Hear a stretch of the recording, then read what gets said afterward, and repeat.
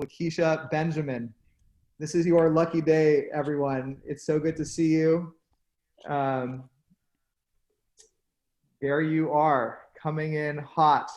Speaking of coming in hot, I know that Lakecia doesn't have any air conditioning on in her house right now, her apartment. So everyone's going to be hot from the music, Yeah. from the conversation, and from the true heat.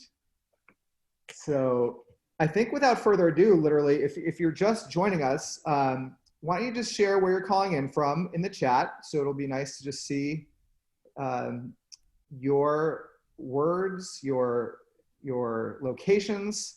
But I'm just going to get started so we have as much time to talk to Lakecia as humanly possible, because it's not just going to be a talk. There's going to be music involved, and we want time for that as well. My name is Brad Wolf. I'm the founder and executive director of Reimagine. As you know, right now is the Reimagine Life, Loss, and Love Festival that this event is a part of. We are exploring how we might face really the hardest parts of our existence together: serious illness,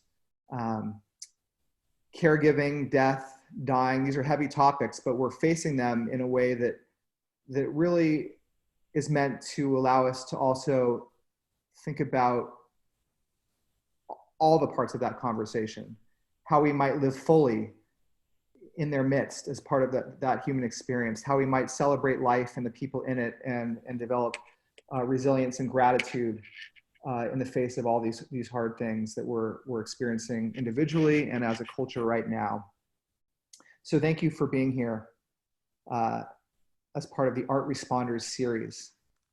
Thank you to our festival sponsors.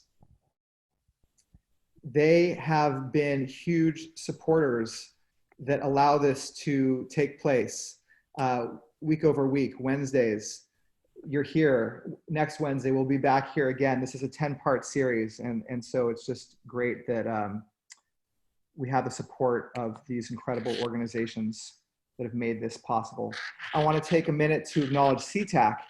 The series is co-presented by CTAC, and they're the Coalition to Transform Advanced Care, a nonprofit, nonpartisan advocacy organization dedicated to the ideal that all Americans with advanced illness receive comprehensive, high-quality, person and family-centered care consistent with their goals and values to honor dignity. You know, I mean, this is why we exist as well. We want to make sure that everyone has access to a death worthy of the lives that they lead, and to a life worthy of all of our humanity. So with that in mind, here's my colleague Dara. She's sharing with us some important Zoom instructions. You're going to have your mics off today for this session, but you're going to be able to ask us questions or comments. So if you're out there, just say hello. It's great to see you out there right now. And we're going to be in conversation with the incredible Lakecia Benjamin. So your questions might spark some interesting dialogue. And if you can keep your cameras on, that's always great as well. And any questions you have, feel free to shoot them over. Great to see you there in Sausalito, California, New York City, upstate New York. Welcome. Now, we begin every Reimagine event with an intention. I will read that intention. If you want to close your eyes, if you're out there and you want to just keep your eyes closed and really feel this, I know these words are special to many of the people that are participating, so I just want to ground us in this for a second. There is no life without death, no love without loss. They are in constant complementary motion. In the face of distance, illness, racism, and isolation, we are here together, reimagining a changed world, kinder, slower, more just. We are reimagining the giving and receiving of love, the cycles of loss and new beginnings, and what it means to be fully alive. We are here. And yes, we are here. We are here for a very exciting episode of Art Responders. Every Wednesday, we are joined by a different artist who we've invited to reflect and share new work they've created in response to this time of uncertainty and loss and fear and tragedy. And this is an opportunity to be together in conversation in community with an extraordinary artist. And we're so grateful that, yes, we'll be in the future with Chris Garcia, an incredible comedian friend of mine, Mandolin Orange, a tremendous folk duo. But today we're here with saxophonist Lakecia Benjamin. So Lakecia, just a bit of background so you know what you're in for here. She is the saxophonist and a band leader. She's truly one of the most sought after players in the soul and funk space, as she was recently voted as the up and coming artist of the year in this year's 2020 Annual Jazz Journalists Association Awards. I mean, if you just hear who she's played with and shared the stage with, Stevie Wonder, Alicia Keys, The Roots, Macy Gray. Now she's here with us.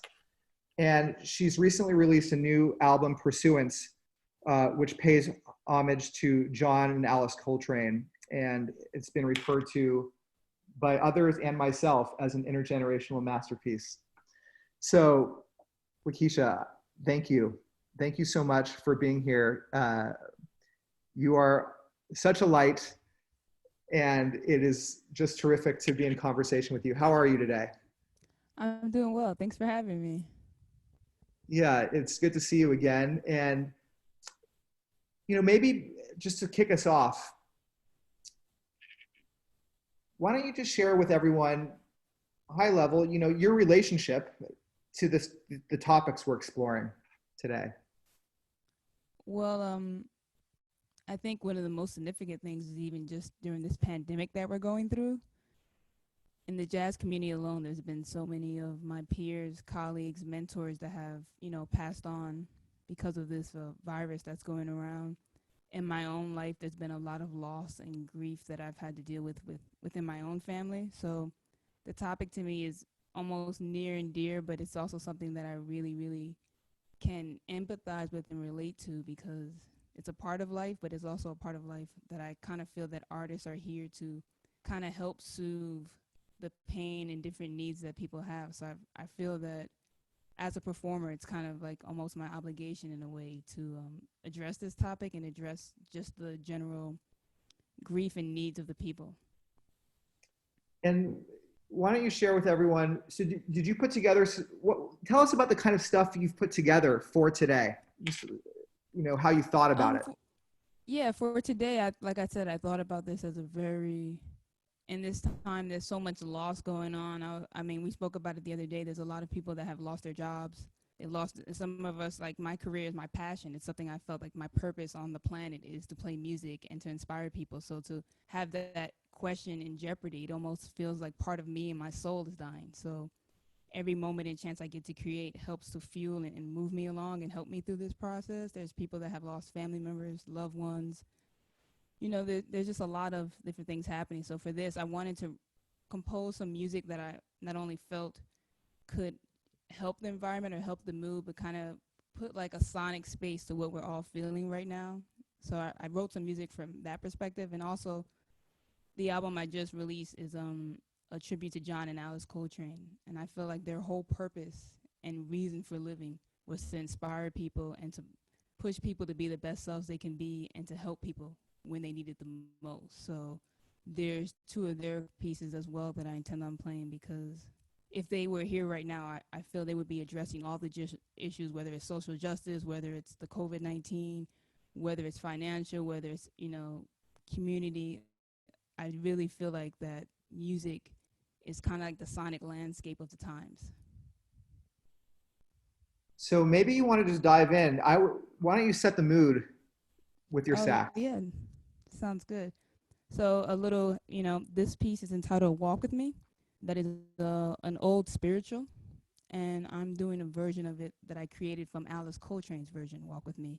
She often performed a lot of hymns and just songs of worship, not only hymns and Christian music. She performed Indian music, a lot of different religious backgrounds. So this is for all people and everybody, and this is entitled Walk With Me.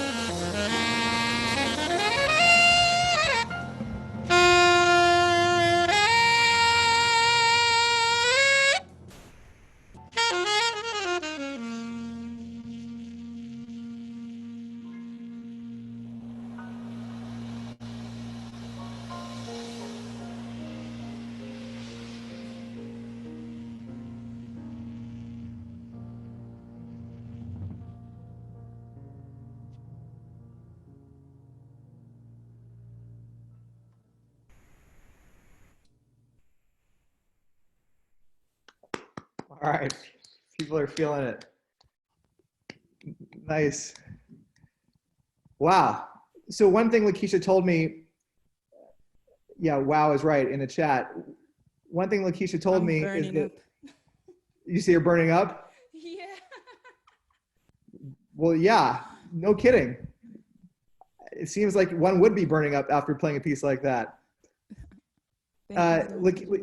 Lakecia told me in that she used to practice. Is it true you used to practice on a treadmill?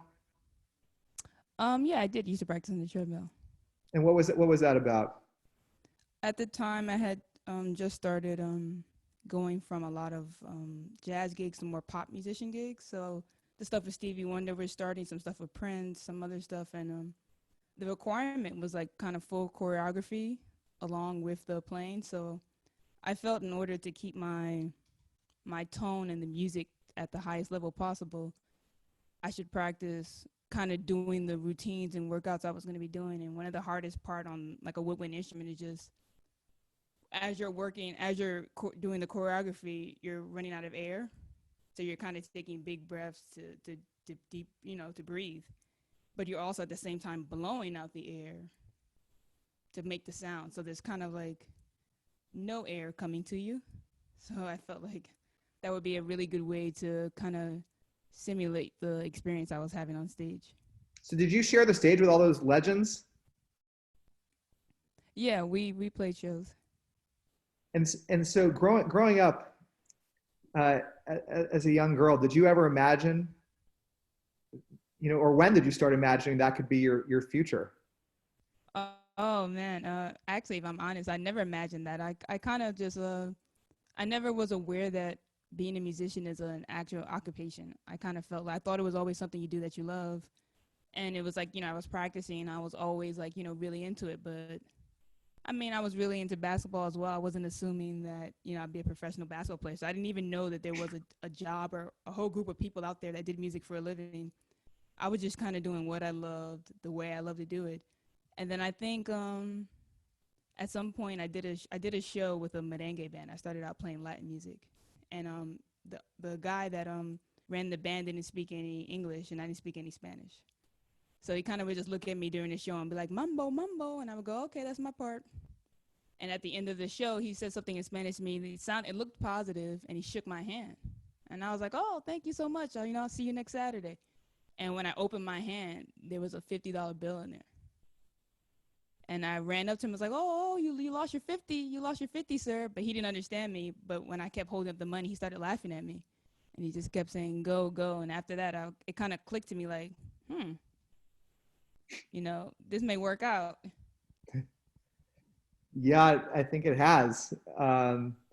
So good on that guy for spotting talent when he's, when it was right in front of him.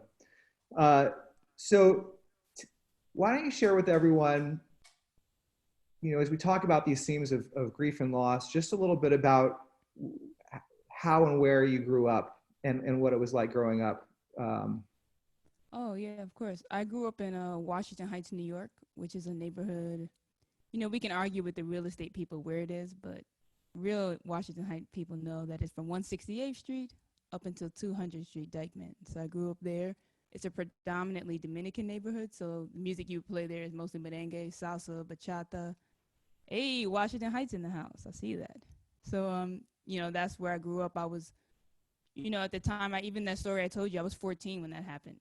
So to me, that $50 seemed like $1,000,000. So I started off playing in my school band, and then right after that semester, I was in like a kind of an after-school program, and we would rehearse 6 days a week, from 4 to 7 p.m. and it often went later. So from earlier on, I was already practicing and playing performances with this group all the time. Like I said, I just wasn't aware that there was any money or anything coming from it. So, but even before then, I guess remind me how many people grew up in the house that you lived in? oh right. So I grew up turn up the mic.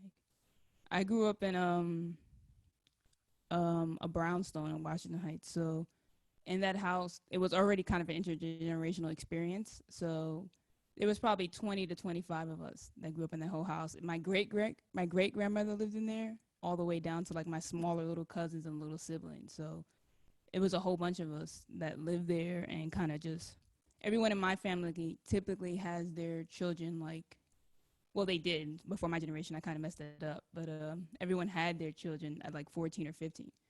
So it wasn't like that. There was that much of a gap between all of the generations. So in one aspect, it was good to kind of hear all the different styles of music and things going on, but it was an interesting experience for sure. And something that struck me, I mean, how many, like, where is everyone now? What's going on with that group of 25? Yeah, I mentioned this actually, which is why this series kind of struck me the most. Out of all those 25 people, there's only two of us left. So me and my mother are the only two people alive that grew up in the house that I was born in. So not I wasn't born in that house, but the house that I was raised in. So there wasn't any particular like it was a lot of griefs. A lot of people caught like different diseases or just, freak of nature accidents. Even my most recently in 2013, my younger sister came up to New York for a visit, and during that visit, she caught some kind of virus and infection.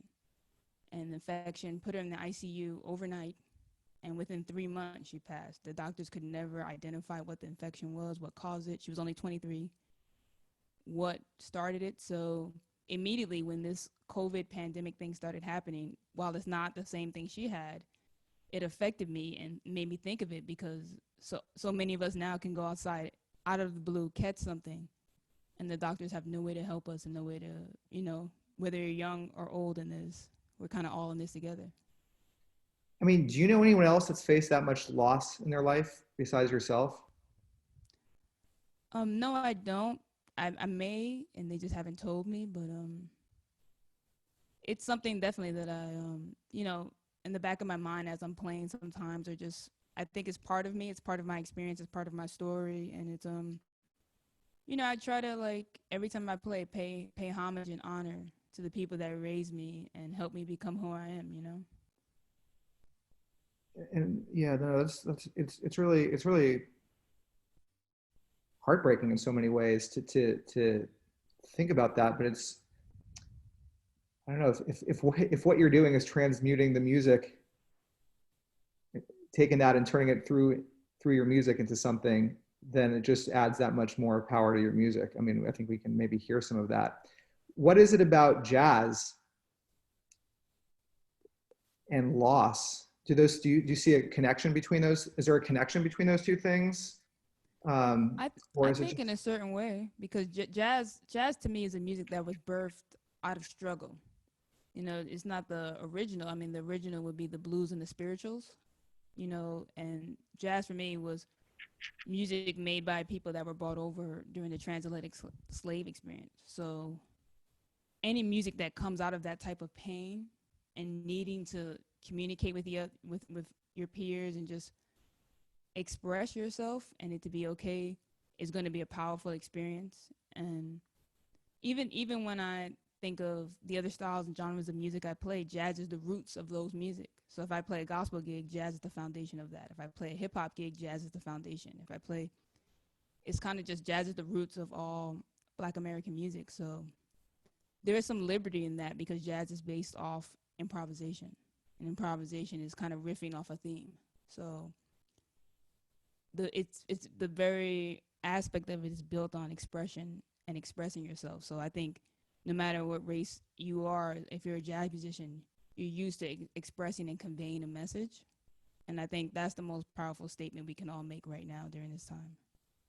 and maybe in setting up your next piece for us, you could share how you found jazz. Like, how did you end up playing the saxophone? How did it come into your purview? And why don't you take it away and maybe share that story, and then share with us the next piece you're going to play.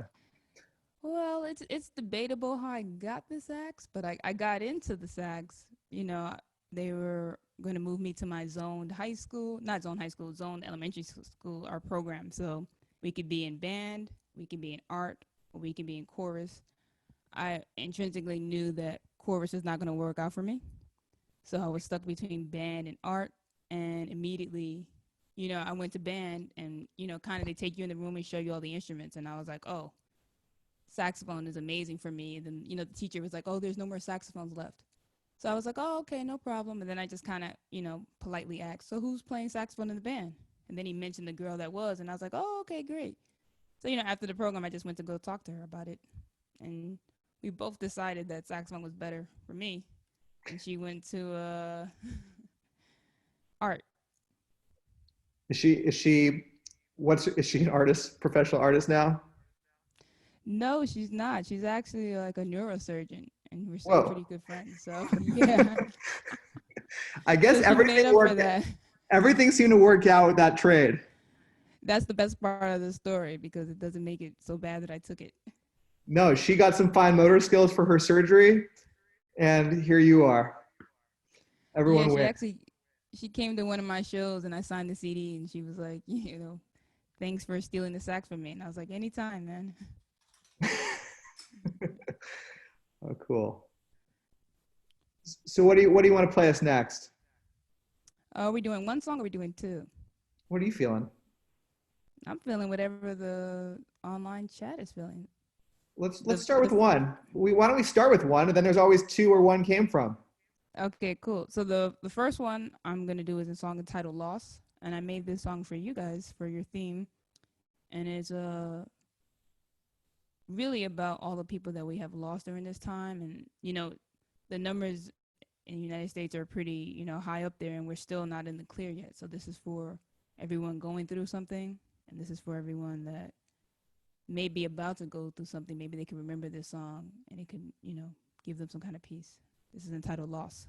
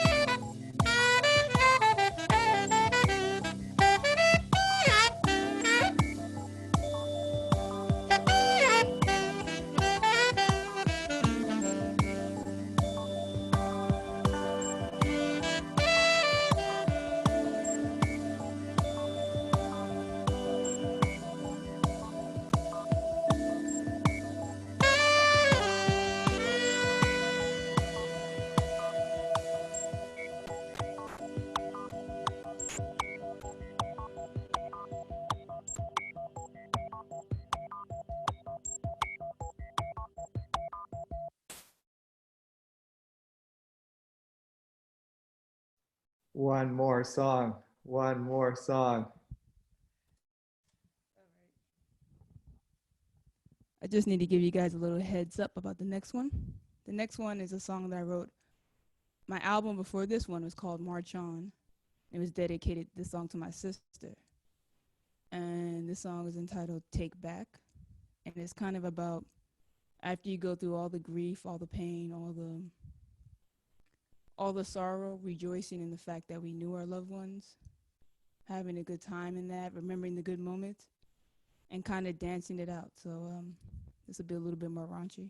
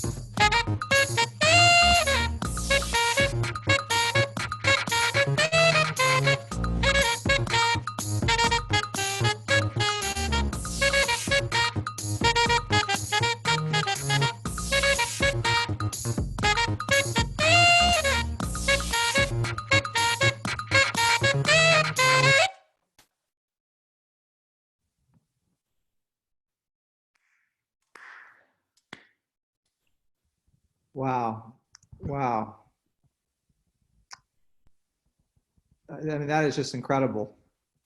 Uh, I can't believe, first of all, you wrote that first piece for this occasion. Um, will you ever play that? I mean, what will happen to that piece? At this point in time, I'm probably gonna.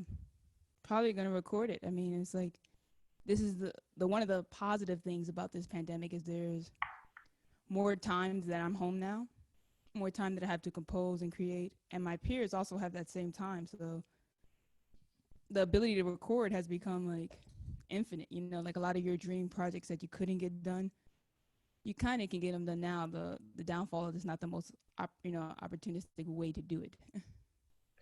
So, so you can record it from your, can you record it in your own space? Oh, sure. Maybe I should mention this. So all of the music that you're hearing under the tracks under me, I have sat down on my computer and played the bass part, played the drums, played the piano, and sequenced all the music so that I could present it today and not just have solo sax. So it's already me completely on the song, but it would be nice to include some other personalities. I mean, I guess. Feels like you I have a, mean, it would be nice. yeah, I think that, and as Sheila Merle is saying, the Lost piece has such a pathos and hope in it. I honestly felt that piece was so beautiful, and I definitely think you should record that song. I'm sure I echo everyone's feelings. That's just an incredible piece of music, and I mean, so is the second piece, but I could just feel that first piece lost just right through the computer screen. Are you, when you write a piece of music? Now we're getting into the music questions that I haven't talked to you about before. Are, is it is each note written out, or is there improvisation that's taking place in the moment? Right now we're experiencing a combination. So usually the melodies are written out, but like I said, I'm playing with the melodies a little bit, and I'm also at times just completely improvising. Well, so that was a one of a kind performance that we only got here. It was the debut. I think that I think the story behind it and knowing where it came from as well is just is really something with you. And I want to put up a couple of slides here. If you can see your computer, I'm going to share my screen, and let's just look at these photos here that I have. Um, so who's this? Oh my God, I can never say his name right, but he's so Makosa, man. I mean, we've heard his music so much, but he was a saxophonist that was like the premier, the epitome of what it meant for like African soul pop kind of Afrobeat saxophone. He was that guy that changed the whole thing. It's like whenever I even hear that sound, I hear him in my head. So Wallace Roney was actually I wouldn't say a friend of mine, but a mentor, and his kids are friends of mine. And he was somebody that like really took that Miles Davis style and kind of made it his own. And he really, really, really this was one of the ones that impacted me the most when he passed because it was unexpected, and it was at the height of New York when us having like our epicenter of just people. You would be laying in bed and you would hear sirens all day, all night, taking people away. I even had a neighbor that I could hear coughing, and the our bathrooms are connected, and I would hear them coughing and kind of like praying, and I would be like, oh my God, this is so scary, and I can't go over there and check on them. And then I find out, a week or two later that they passed away. So Wallace Roney and my neighbor at the same time is when this really came down. And if you can see, March 31st is when he passed. I released my album March 27th. So it was like a really big blow for me. Ellis Marsalis, that's like, we talk about jazz and Lincoln Center as the house of swing. Wynton Marsalis has done so much for the jazz community and network. And this is his father, the man that got him started. Branford Marsalis started, Jason Marsalis, Del Feo. And he was in New Orleans, and some of his sons caught the virus as well, and I'm sure they survived. But when he caught it, unfortunately succumbed to it. And for the jazz community, this is a huge loss. There's so many mentors and just people that he's changed their life. I mean, if you just look at his children, each of them have their own identity, career, and just, no matter what anyone says about Wynton Marsalis or how they feel about his music, it's undeniable the impact he's had on jazz. And a lot of people know what jazz is just because of Wynton Marsalis. So I would say Ellis has made the world a better place for all of us. Lee Konitz, father of cool jazz. The last time I saw Lee Konitz was at Jazz Lincoln Center at Dizzy's. I was playing with Christian McBride, and he was sitting in the audience, and he came up to me and he was like, "Yeah, you sound good, sound good." And I was like, "Oh, okay, thanks. I didn't really get to solo that much." He's like, "No, I heard you before at the Charlie Parker Festival." And I was like, "Oh, yeah." He was like, "Yeah, both times." So to me, that was a highlight that he even knew who I was. But he's a fellow Libra like me. But I mean, these are just, there's not enough you can say. These are huge losses in the community. Oh, gosh. I didn't know Bucky at all. But I'm a fan of his music, and I'm a fan of the legacies left. And I saw him once at the Kennedy Center. They were doing a whole like tribute, and it was just amazing to watch him play. Amazing to just see what he brought. And it's like, even when I did my album, the concept of the album was to pay homage to the legends while they're still here, versus paying homage to them and posting on Facebook about it after they've passed.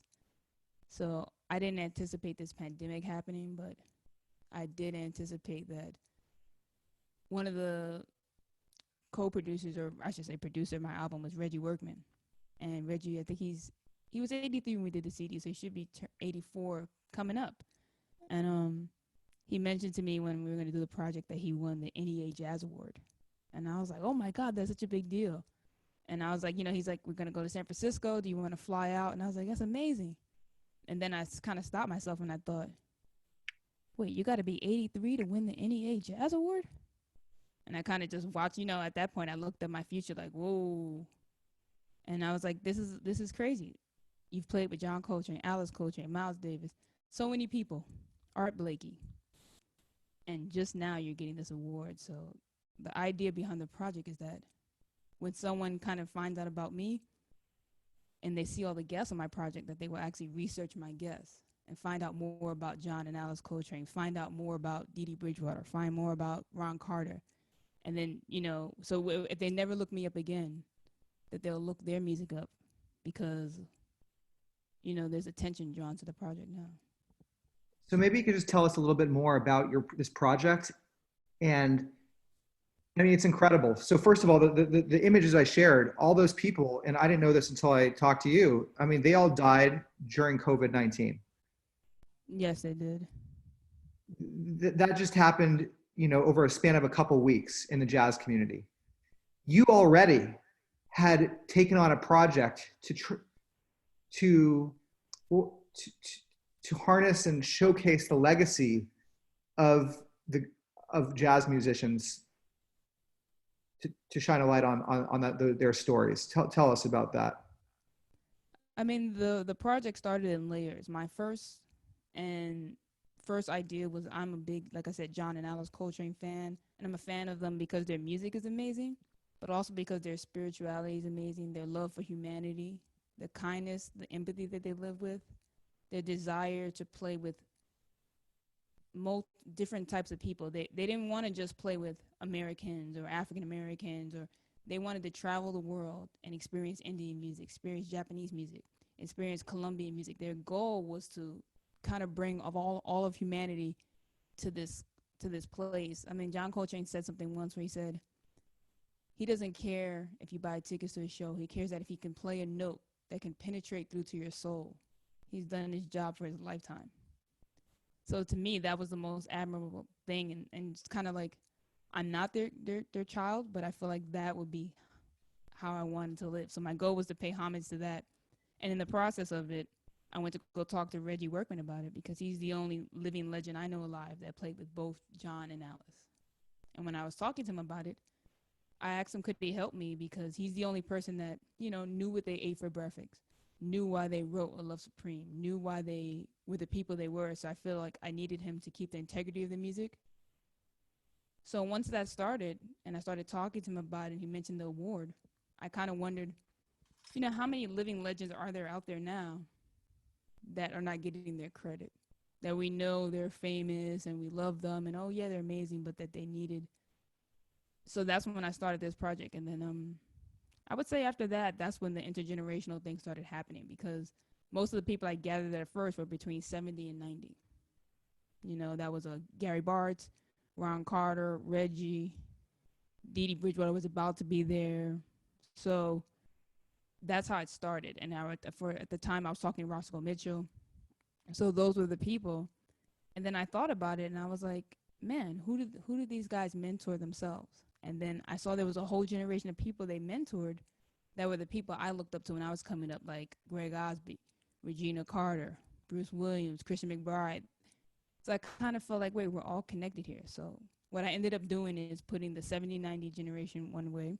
Then I went to 50 to 70 to show the people that influenced them, that they influenced, and also that influenced my generation. So I did 20 to 40 for the next generation because I wanted to get my peers involved. The requirements for my peers were a little bit more hardcore. I wanted people that were only band leaders. I wanted people that had the respect for the tradition, but were also constantly moving and striving to change the tradition forward in a positive way. People that were creative enough to like trying to leave their own legacy. So that generation I was a little hard on, and I felt like if you were older than 40, under 20, I see you next time around, you know? So, I mean, really, if you're everyone out there, the message that I think is embedded in the story you're sharing is so powerful. I mean, it's why we were so excited to have you here, and we didn't know it would be this deep. That the idea being that why do we wait till it's too late to celebrate the people that we love or that matter to us in our own lives? You've taken it upon yourself to not wait for these people to get an award posthumously after they've died at some award ceremony. You've honored them while they're alive. And not only have you honored them, you've honored your parents, your brothers, your sisters, your cousins, your musical cousins. It's like the lineage it all kind of leads to you. And when you look up at in terms of honoring the people that you love, I mean, I can't think of someone who's done that in a sweeter, more beautiful way than I you mean, have. I definitely appreciate you saying that. I mean, I'm sure there's other people out there that feel this way, but I just feel like in the way we're headed these days, it's almost like youth is praised and wisdom and being an elder is kind of frowned upon, or like almost like a has been or something. But if it wasn't for the elders paving the way for me, I wouldn't have the platform I have now to do what I'm doing. So I feel like, we all forget that the elders were the youth at some point. Some of the elders were the ones in the marches that we're marching in today.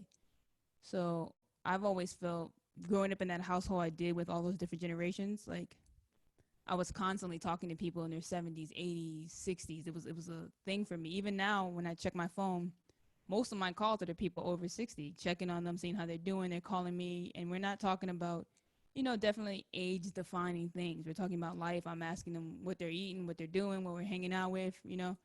I have an 82-year-old friend that has like a 40-year-old boyfriend. And I'm like, all right, I'm not going to say, I can't say anything about that, but power to you. Live your life. We're in a pandemic. Do whatever you got to do. So, Lakecia, maybe we'll come back and say bye, but do you want to just play that sweet horn? Yeah, I do. And I also want to give a shout out. I can rarely see the chats here, but there was someone that mentioned Wayne Shorter. And I know he wasn't a part of my project, but if he could have been a part of my project, I would have. I picked the people that said yes. So I reached out to a lot of different people. So it wasn't only that I forgot some people, it was some people just, I'm not famous yet or anything like that, so they didn't say yes yet. But now that the platform has risen, I'm certainly going to reach out to them. And I met Wayne Shorter once at the Monterey Jazz Festival. He was composed a whole long suite, and at the time I was sitting there listening to it, and when I turned my head, Quincy Jones was next to me. So I sat there and got to talk to Quincy Jones for like an hour and a half, and he was willing to talk to me. I kind of wondered if it was because I was a female, but beggars can't be choosy. So I spoke with him, and then after, Wayne Shorter came back and was like, "Hey, Quincy, who's this?" And I was like, "Oh my God!" So I got to talk to Wayne and Quincy for about 2 hours. So he is definitely a legend, and he's somebody that is shaping and has shaped the sound of time. And let's just wrap him in bubble wrap and keep him around and get through this virus. And all right, we can play that song because I could talk about Wayne Shorter forever. This is gonna be you have options here, but I think I'm gonna play end this on a great note. This is Alice Coltrane's song called Tirya Rama Krishna. It's a song she wrote for so long. I thought it was a love song because it sounds so beautiful, but it's a song that she wrote for to constantly remind herself and people to look to the creator and to look to the higher source for inspiration and just a way to get through things. And that's the way that things are going through right now. That's something we could all use, some kind of hope and inspiration that things will be all right, even though they're looking really, really dark. But it's this kind of inspiration that I need. So, Turiya Ramakrishna.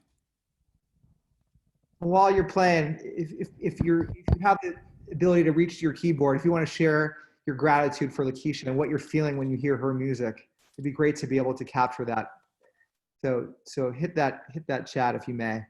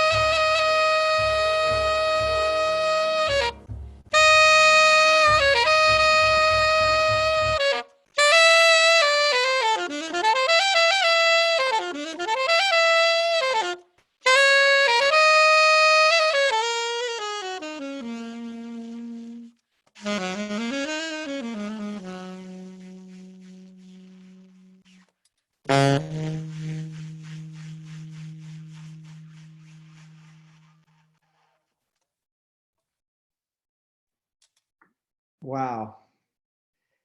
Just big wow. Lakecia, honestly, it's been such a pleasure in my entire life, literally, no joke here, to meet you.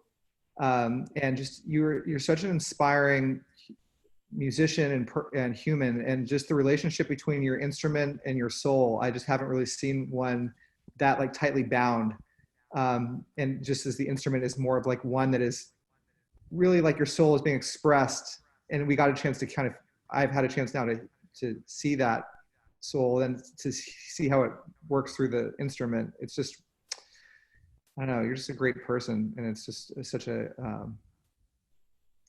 honor to have this opportunity to be with you. Well, thanks for having me. I mean, it's been like the second time since I, put on real clothes and I can still fit my clothes. So that was inspiring today. And Well, hey, you know, if that's what I can do, inspire you to put on some clothes, and I think we're almost even. yeah, no, but seriously, it was great to be here. It was great to, I'm glad, I'm proud and happy that you guys are even dealing with this issue. It's a rough issue, and it's an issue that we kind of stray away from. But I think in this time, it needs to be addressed, and we all need an outlet, and we all need people to empathize with us right now, and just that we're all on the same side. We're all on the same. We're on this. We're not on the same. What they say, we're not on the same boat, but we're in the same storm. So I just want to say to everyone out there watching and listening, thank you for coming. Thank you for taking the time to do this, and thank you. And I hope that everyone can get the peace that they need during this time, and that we all come out on the other end together and see each other in person on the real stage, and can remember these moments that we did together and talk about it. Remember that Zoom thing we did together? And we can celebrate that with real hugs and knowing that we came together as a community and got through this. Amen. Thank you. No, I mean, there you go again. I mean, we would have been great to have you without the music. I mean, you know what I mean? Yeah. Just like you should be in just everything. So thank you. And just, I wanted to just honor again these musicians that you shared with us that have died, um, and to know that through your music and those of the people in your network, that you're keeping them alive through this tradition, in a really beautiful way. And I think everyone is in good hands with you. So thank you. Thanks for having me, and thanks to my neighbor for not knocking down the door for all this. If you want to follow Lakecia, check out LakeciaBenjamin.com, her Instagram, Lakecia B, her Twitter, Lakecia B, Facebook. Definitely gonna grab that. I'm gonna follow you until that Law song comes out, and then put that on repeat for many moons to come. So there you have it. If you are out there and you are needing some support, someone you know that has died, and you need it to help create a memorial service for them but can't be together in person, we've also released virtualmemorialguide.org, where you have a lot of free resources to support that socially distanced memorial service. And be back here next week at the Art Responders series. Next week is going to feature the Brooklyn Raga Massive, which you're going to be, okay, so Lakecia knows about them too. She's into it. So Lakecia, you should, I mean, if you put on some clothes and inspire you again, you can come back and join us. We would have you anytime. Thank you, everyone out Thanks there. so much. Thanks everyone out there for being part of this today.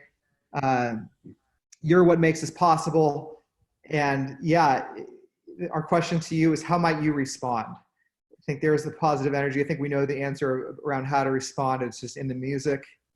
So let's reimagine.org/support so we can keep doing things like this for you. Please tell your friends, your family. I mean, we're putting on some magical things here. And if we can just do half as good as we did today, you're in for a treat next week too. Thanks again, Lakecia. Thanks everyone for being here. Okay, thanks. Have a great night. And thanks to Gail.